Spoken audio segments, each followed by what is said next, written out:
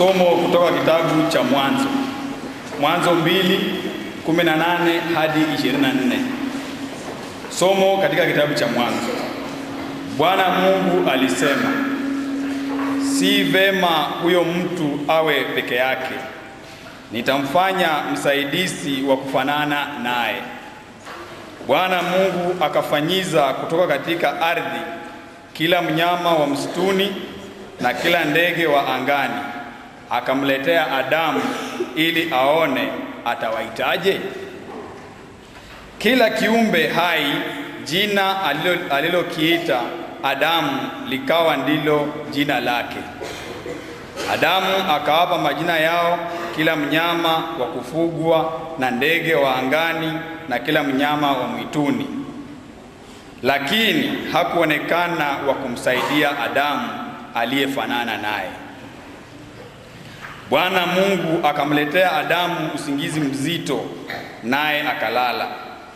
Kisha akatoa ubavu wake mmoja, akafunika nyama mahali pake, na ule ubavu alioutoa katika Adamu Bwana Mungu akaufanya mwanamke, akamleta kwa Adamu.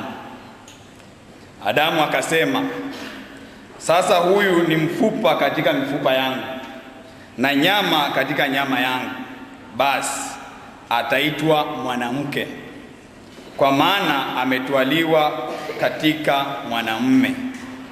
Kwa hiyo mwanamume atamwacha baba yake na mama yake, ataambatana na mkewe, nao watakuwa mwili mmoja. Hilo ndilo neno la Bwana. Somo katika waraka wa Mtume Paulo kwa Wakolosai. Kwa kuwa mmekuwa wateule wa Mungu, watakatifu wapendwao, jivikeni moyo wa rehema, utu wema, unyenyekevu, upole, uvumilivu, mkichukuliana na kusameheana, mtu akiwa na sababu ya kulaumu mwenzake, kama Bwana alivyowasamehe ninyi, vivyo na ninyi. Zaidi ya hayo yote, jivikeni upendo, ndiyo kifungo cha ukamilifu, na amani ya Kristo iamue mioyoni mwenu, ndiyo mliotiwa katika mwili mmoja, tena iweni watu wa shukrani. Neno la Kristo na likae kwa wingi ndani yenu katika hekima yote, mkifundishana na kuonyana kwa zaburi na nyimbo za tenzi za rohoni, huku mkimwimbia Mungu kwa neema mioyoni mwenu. Na kila mfanyalo kwa neno au kwa tendo, fanyeni yote katika jina la Bwana Yesu, mkimshukuru Mungu Baba kwa yeye. Na hili ndilo neno la Mungu. Tusimame kwa shangilio.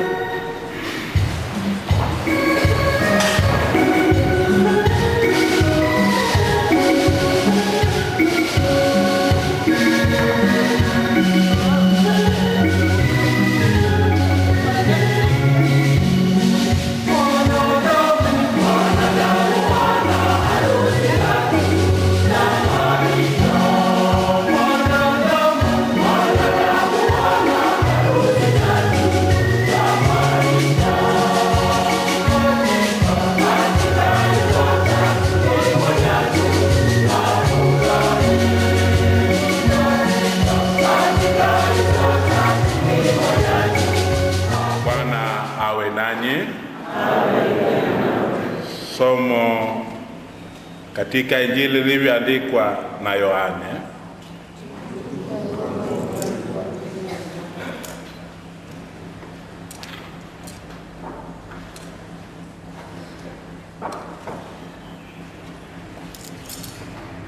Yesu aliinua macho yake kuelekea mbinguni, akasema, Baba, si hao tu ninawaombea, lakini na wale watakaoniamini kwa sababu ya neno lao, wote wawe na umoja, kama wewe Baba ulivyo ndani yangu nami ndani yako, hao nao wawe ndani yetu, ili ulimwengu upate kusadiki ya kwamba wewe ndiwe uliyenituma, nami utukufu ule ulionipa nimewapa wao, ili wawe na umoja kama sisi tulivyo umoja, mimi ndani yako nawe ndani yangu, ili wawe wamekamilika katika umoja, ili ulimwengu ujue ya kuwa ndiwe uliyenituma, ukawapenda wao kama ulivyonipenda mimi. Baba, hao ulionipa nataka wawe pamoja nami popote nilipo, wapate na kutazama utukufu wangu ulionipa, kwa maana ulinipenda kabla ya kuwekwa msingi ulimwengu. Baba mwenye haki, ulimwengu haukujua, lakini mimi nalikujua, na hao wamejua ya kuwa ndiwe uliyenituma. Nami naliwajulisha jina lako, tena nitawajulisha hilo, ili pendo lile ulilonipenda mimi niwe ndani yao, nami niwe ndani yao. Ndilo neno la Bwana.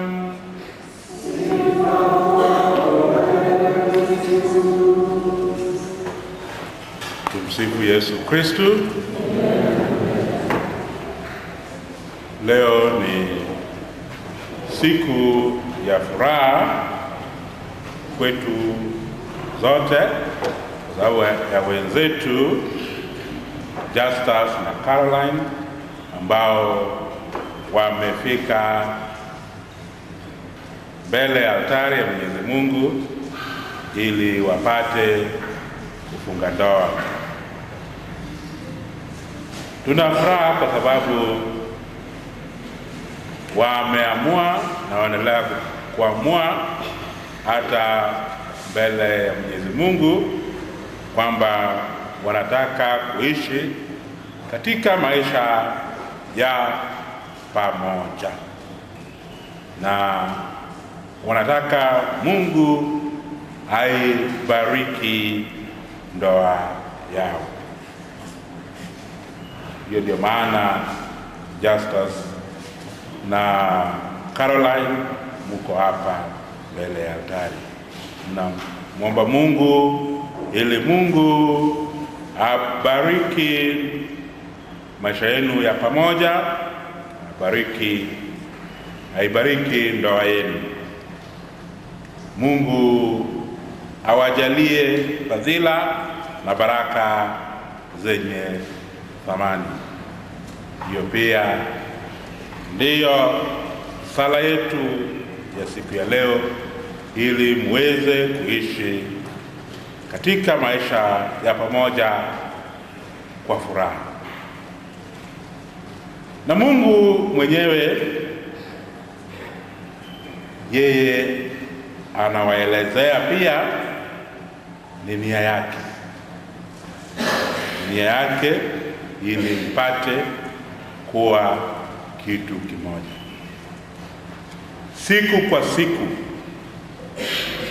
anataka muwe vile, anataka muwe vile mmekuwa hapa siku ya leo, vile mnataka iwe hivyo hata siku ya leo.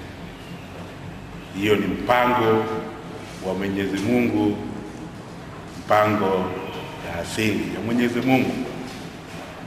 Ndio maana tumesikia hata katika somo letu la kwanza, alipomuumba binadamu alichukua wakati ambapo alikuta kwamba mwanadamu alikuta kwamba anaishi peke yake, hakuwa na mtu yeyote ambaye anaweza kuongea nao, na ndio maana Mungu aliona si vema mtu aishi peke yake.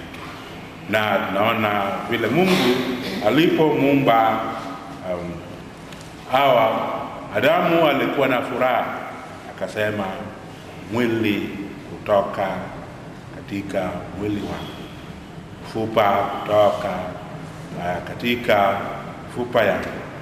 Na tunaona kwamba Mungu anasema ndio maana mtu anawacha kwao na unakuja na kuishi pamoja na unakuwa mwili mmoja. Ni mpango ya Mwenyezi Mungu. Ndio maana Mungu anawalika ili siku kwa siku mjue kwamba anataka muwe kitu kimoja. Anataka muishi kama mlolongo wa magari. Anataka msimwachie mtu nafasi ama kitu nafasi kuingia katika mapendo kati yenu.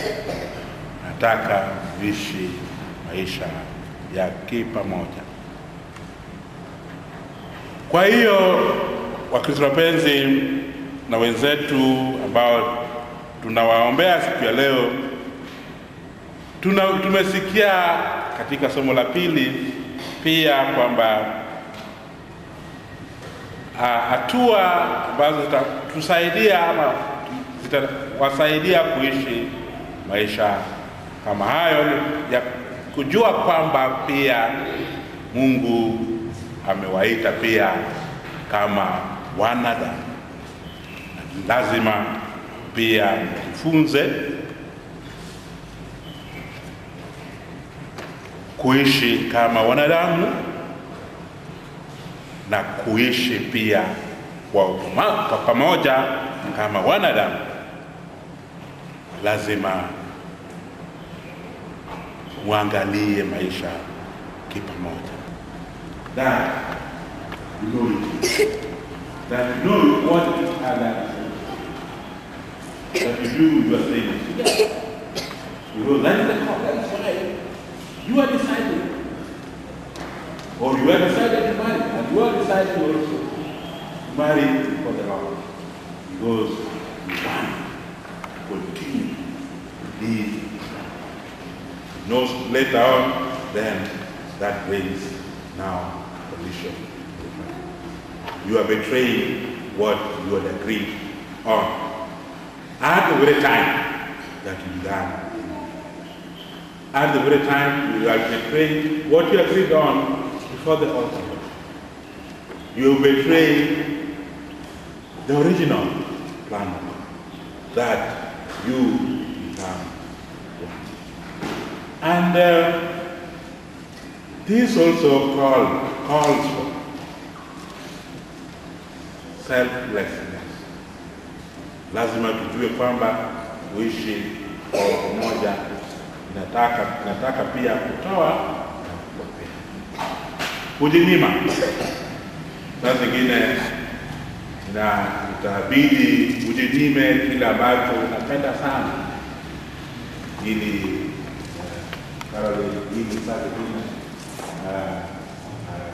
wenzako jasa itabidi saa zingine jasa ujinyime saa zingine kitu ambacho unapenda ili saa zingine pia Caroline iwe. Saa zingine itabidi kama wazazi wa mjinyime ili pia saa zingine watu wengi wawe penda. Ni maisha pia kwa kitu kizuri, kwa ajili ya kitu kizuri. Na ndio maana lazima muwe pia tayari kila wakati kujinyima kwa ajili ya mke. Kuwa hapo tayari hata kufa kwa ajili ya mwili wake, kwa ajili ya Kristo. Maana hata nini na hasa wewe Justus, itabidi saa zingine uweze kujinyima zaidi vile Kristo alijinyima kwa ajili ya nyumba yake. Ndio maana zingine tunasema mume kama the head of the house has a duty of love, great love for the family and the house. So that because of this great love that we'll have for your family and for your house. Caroline has also a responsibility of accepting that love. So that's why you are given even the word of God. God talks of greater responsibility. Love your wife. And you Caroline, obey your husband. That is what it means after offering that love. That is why when we obey Christ, because he has loved us. There's nothing he has not given us. There's nothing that he has left that he has not given us. So that matter, we have obeyed. That is why the Lord tells us, the Lord is telling you that in that way, if we are ready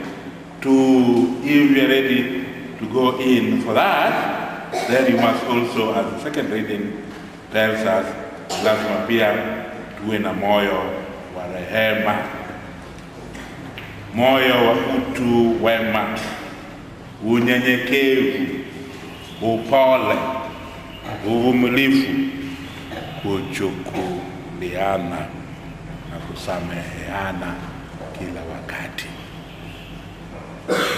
Na ni hiyo ndiye itafanya muwe pia kama wanadamu. Tofauti gani kati yetu na wanyama wengine? Ni kwamba tunaweza kuchukiana, tunaweza kusameheana, tunaweza we can pity each other, we can forgive, we can be human at the time that somebody needs to see that we love them or we're with them. But at a certain moment, we become like animals. If we do not, do what we expected to do at a certain moment, if we betray each other, we deny each other, we run away from each other, we blame each other for no apparent reason, then some will start wondering, what is wrong with this person? Is this the right person? Is this really my real rib? Or there's something wrong? Just because we have, or you have refused to be human to each other. That is also important. We have to be more human to each other. It is said that Christ, and even our Mother Mary, is more human. It does not mean human, does not mean if we are weak, we can do bad things. Human also means we can do good things that we can do. So that is the thing. Be good to each other. At all times. When things are good, when things are bad, be good to each other. Forgive. Remember, you are being called to be together. So everything that will help you be together, work for that. And being good to each other, be human to each other. That is what the Word of God calls us to do.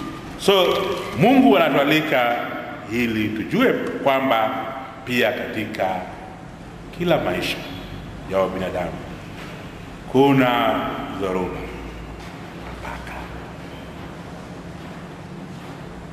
na ni lazima mjue hiyo. Hakuna maisha ambaye itaenda tu nywe. Hapana. Hata familia zina taabu zake.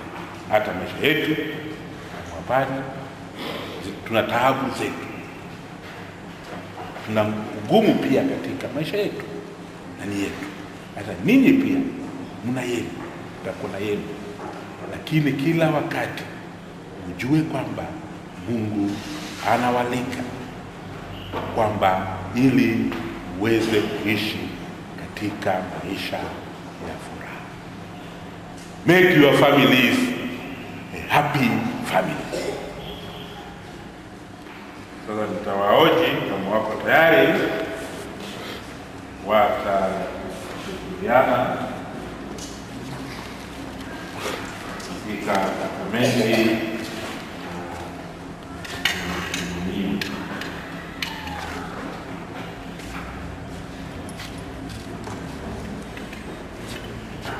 Ndugu zangu, mmefika hapa kanisani ili matendo yenu yapate kutiliwa muhuri takatifu wa Bwana mbele ya mjumbe wa kanisa na mbele ya watu waliopo hapa. Kristo anayawabariki sana mapendo hayo, na kwa sakramenti hii ya pekee anawanemesha na kuwaimarisha hao waliokwisha kuwatakaza kwa ubatizo takatifu, ili waweze kudumisha uaminifu kati yao na kutimiza shughuli nyingine za ndoa. Ndio maana nawahoji mbele ya kanisa juu ya nia yenu.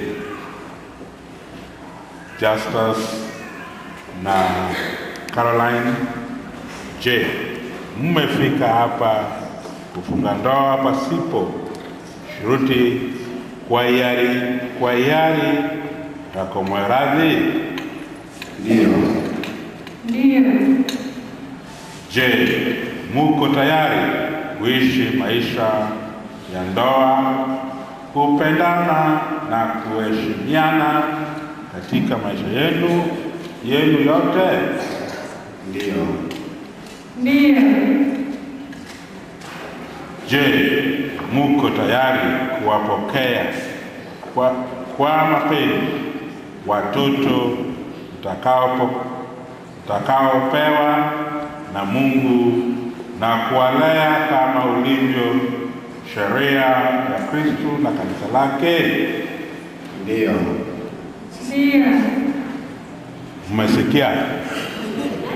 Mmesikia?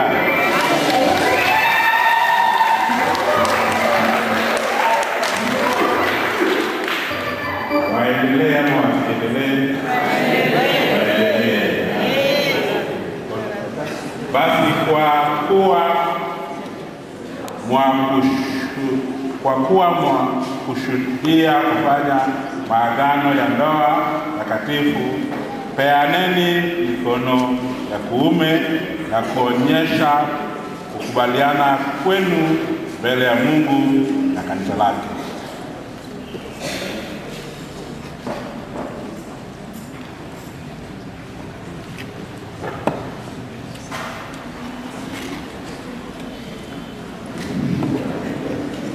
Justus,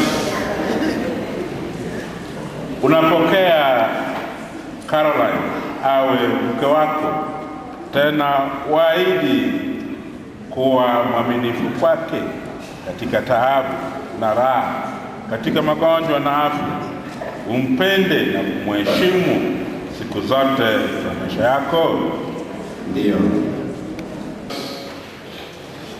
Awe mume wako, tena waahidi kuwa mwaminifu kwake katika taabu na raha, katika magonjwa na afya, umpende na kumheshimu siku zote za maisha yako? Ndio.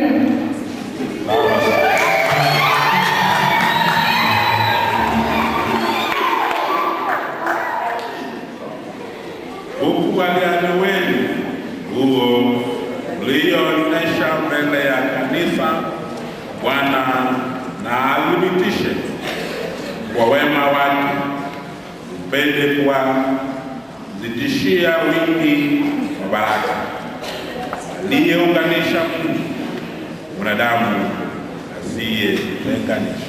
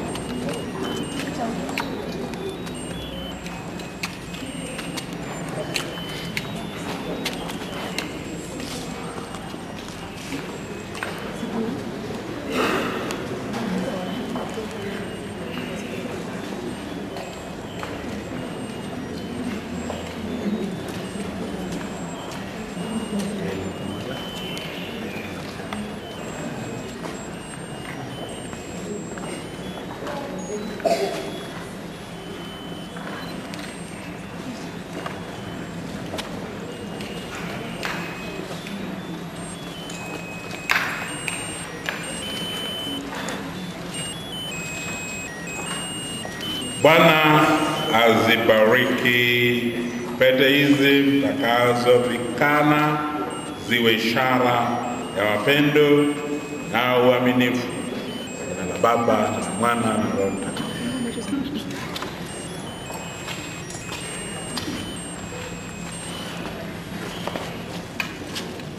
Caroline.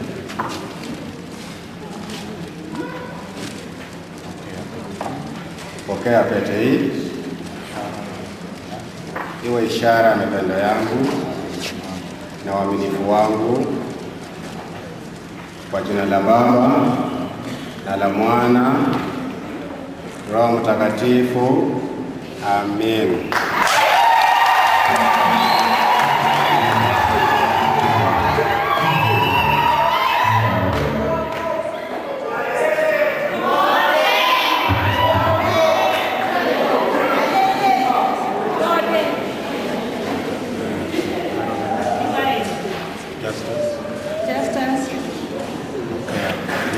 Pokea pete hii iwe ishara ya mapendo yangu na uaminifu wangu, kwa jina la Baba na Mwana na Roho Mtakatifu. Amen.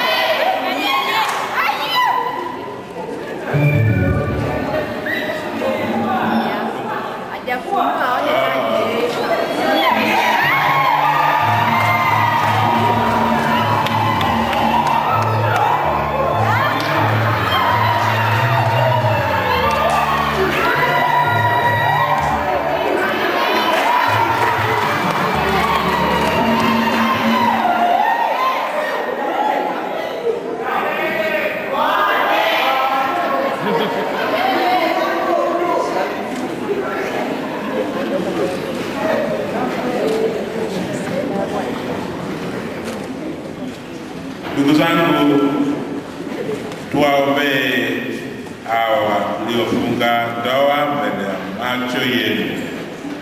Baba, uliye asili ya kila ubaba, wape hawa bwana bibi harusi neema yako. Bwana, sala zetu kwa kuomba usikie, wawe umoja katika roho na mambo yote, wasikae pamoja kama bwana na mjakazi, bali wapendane kama Kristo alivyo pendana na Kristo na kanisa lake. Bwana, tunaomba sala zetu, wavumiliane na kuzoeana kwa saburi na mapendo, wasali pamoja na kuombeana kwa Mungu. Bwana, tunaomba sala zetu, wawalee watoto wao vyema na kuwapeleka kwa Kristo, wawakabidhi wajukuu mila za wazee zilizo njema. Bwana, tunaomba sala zetu, nyumba yao iwe kanisa ndogo, familia yao iwe msingi wa kwa taifa. Bwana, tunaomba sala zetu, Mungu wasaidie hawa watu wenzetu wa ndoa, watumie daima neema na sakramenti, wasimfungulie shetani mlango wa tamaa moja, waishi vema na kusali pamoja, ili Bwana Yesu aweze kukaa kati yao maisha yao yote. Naomba haya yote kwa njia ya Kristo Bwana wetu. Wakaribishe shangwe, furaha zetu ambao